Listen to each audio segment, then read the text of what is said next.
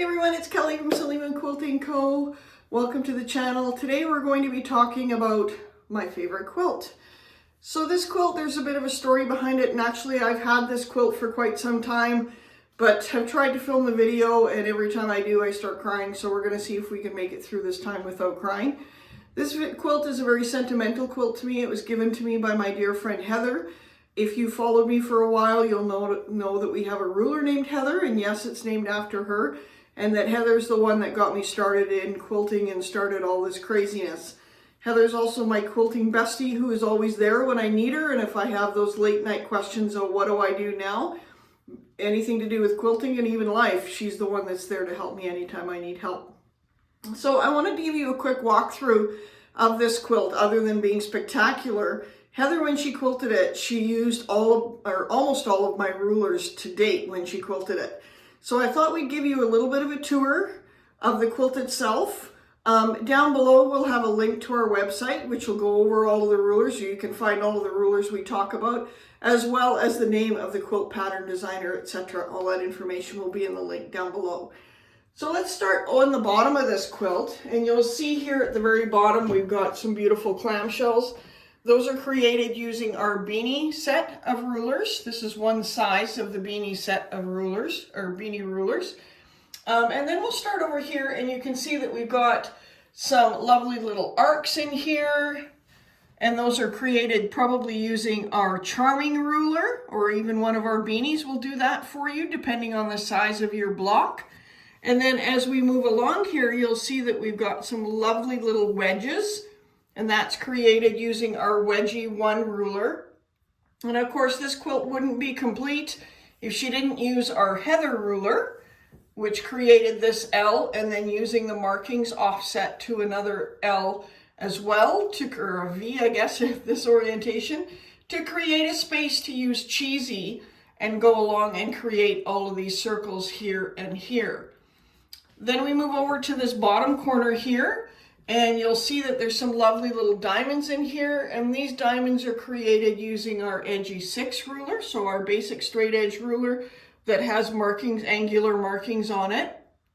And then again up in here and in here as well, some more straight edge quilting, which echoes the lines that were quilted, or the pieced lines, which is always a great thing to do in a quilt. I love this little flower here. This little flower was created using our cheesy ruler. So we've got the main center circle and then a bunch of little circles that come out and echo that to create that flower. I love that little flower. You'll see we've got some more circles in here to created using cheesy. And then up in here we've got partial flower using our drop ruler.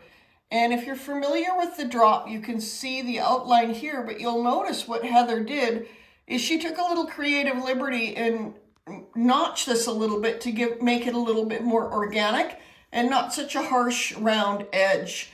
And then brought up through the center and created some stems, and then joined the two by just a little soft meander line to join it to make it look like one big flower, which I think is quite spectacular.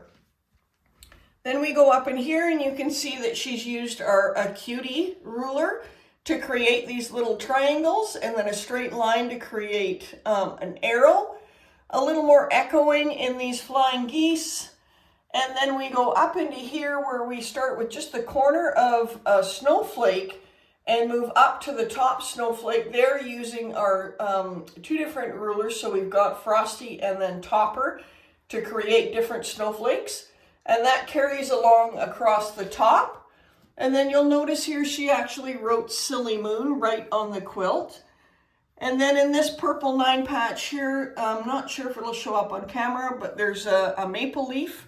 There our O Canada ruler, and it's a great way to show you that if you use a fabric or a thread that blends with your fabric, you can see the outline and the design, but it's not bam in your face if you're using a high contrast thread. And then a little bit of free motion work here, which of course we can combine quite lovely with our rulers.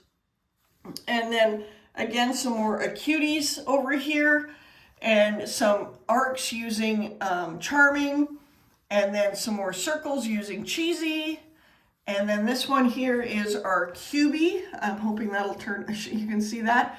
That's our little square ruler, so a little chain of squares coming down there. And then a little more echoing up in here. And then we come over to this side where we see another one of those beautiful flowers using the drop set of rulers.